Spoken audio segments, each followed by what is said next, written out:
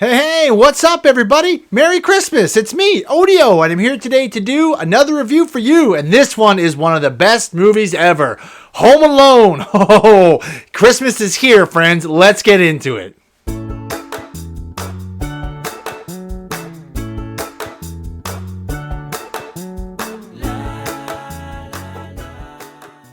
Alright, Home Alone, one of the all-time Christmas classics, and definitely in my top 5 Christmas movies ever. I'm old enough that I went to see this in the theater when it came out, and every year since. So as long as Home Alone's existed, I have been watching it. I used to actually, when I was a kid, I used to say it's called Kevin McCallister Gets His Wish, because, you know, he wants a Christmas without his family or anything, and he gets it.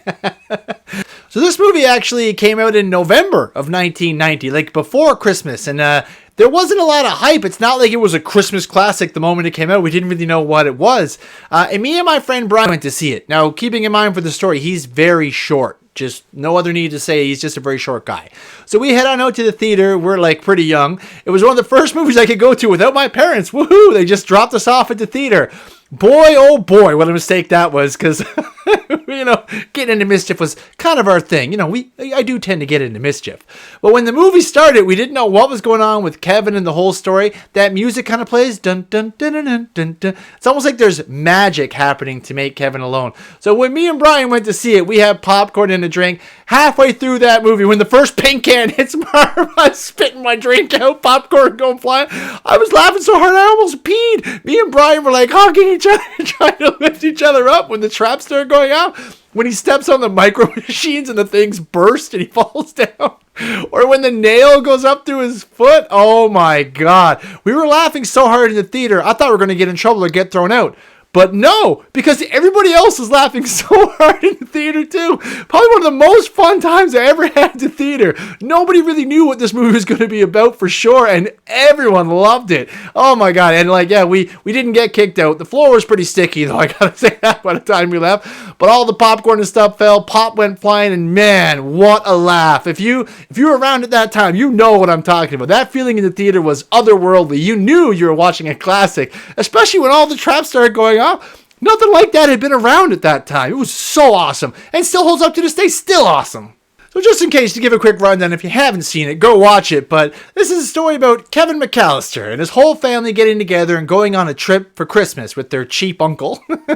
They bring that up a lot in the movie. And Kevin, basically, he's kind of like a middle child. He gets in fights and arguments with everybody. He wants his very own cheese pizza, but when they order one, he doesn't get any cheese pizza. So he has to go upstairs and sit alone because he causes a big scene. You know, wrecks everyone's Christmas in their day. They're going to send a kid up there that's going to pee in the bed with them, but he doesn't show up. So Kevin just goes to sleep alone. And then that Christmas music happens, and like the power goes out, all the alarm clocks go off. Apparently everyone sleeps in, even the kids. I tell you, if I could get my kids to sleep in like that, I'd be doing it every day. If I just had to turn off an alarm to make them not wake up at 6, where's that alarm? Can I get one? But yeah, they all wake up in a hurry and they're making a run for the airport. So they forget Kevin. They load up the car. A neighbor's kid is over there, so they count his head by mistake. And they go off and they fly away. Away from Kevin.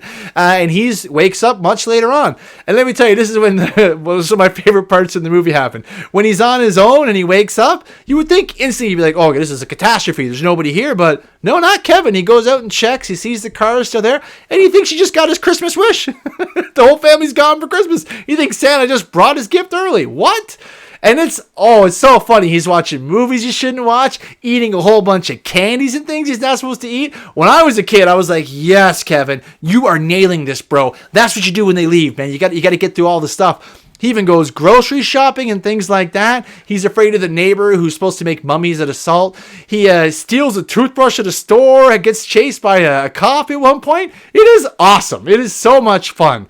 But the fun kind of stops when he starts to see that these crooks, the wet bandits, they're going around and they're robbing people in his neighborhood. They pretended to be cops.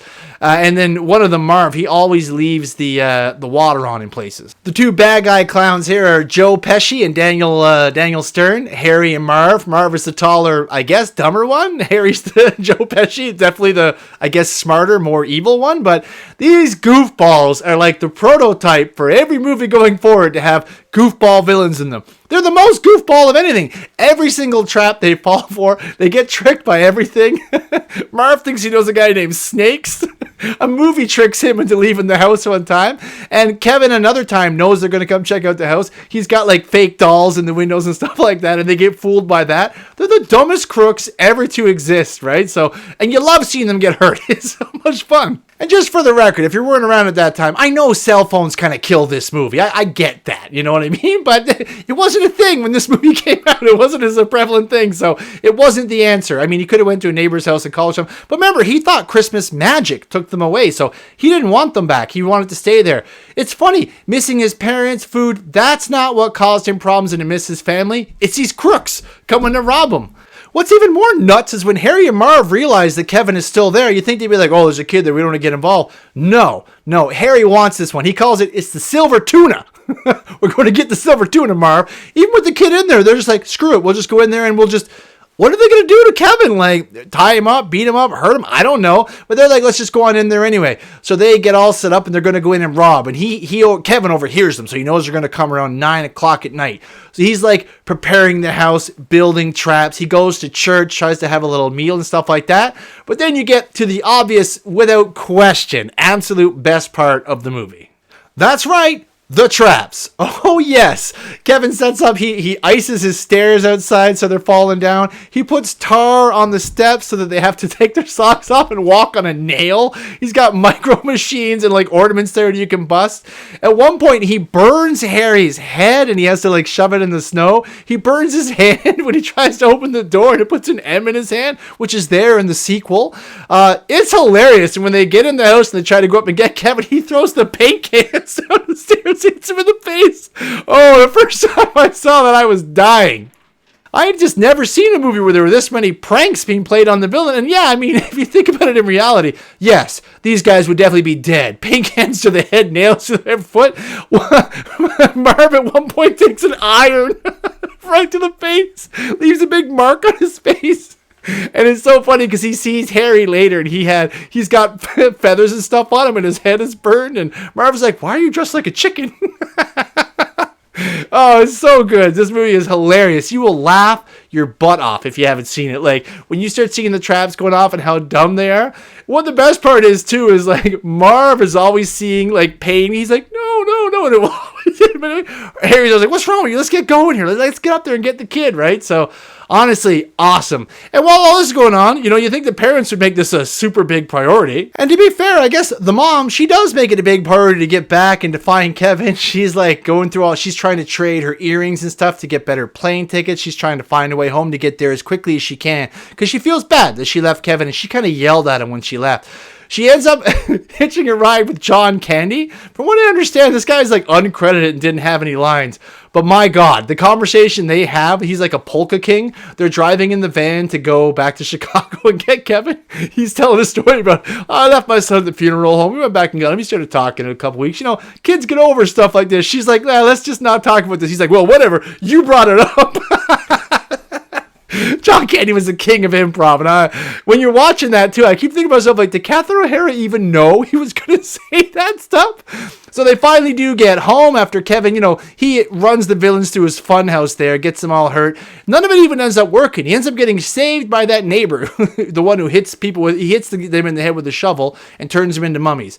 Turns out he can hit people with that shovel, but doesn't turn them into mummies. But he ends up saving Kevin, and somehow, which this part makes no sense, the house is totally clean by the time the parents get back there.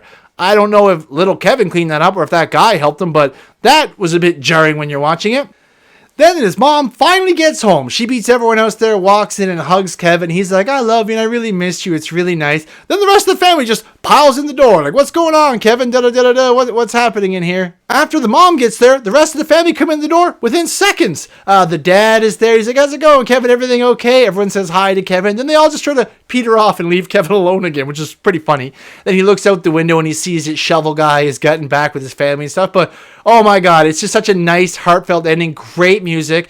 so much fun to watch every year. Slapstick comedy never gets old. Seeing them get hit in the face with paint cans and stuff like that, still funny 30 years later, and I still love this movie. It's in my top 5 all-time Christmas movies. It is one of the best Christmas movies ever made. I mean, it's just so much fun to watch. Overall, I'd give Home Alone a 9 out of 10 on the odometer. Super strong Christmas movie, great Christmas message, great music, and one of the funniest things you're ever going to watch on TV. And if you want to see Harry and Marv get their butt kicked, there's a sequel to it. It's also pretty good.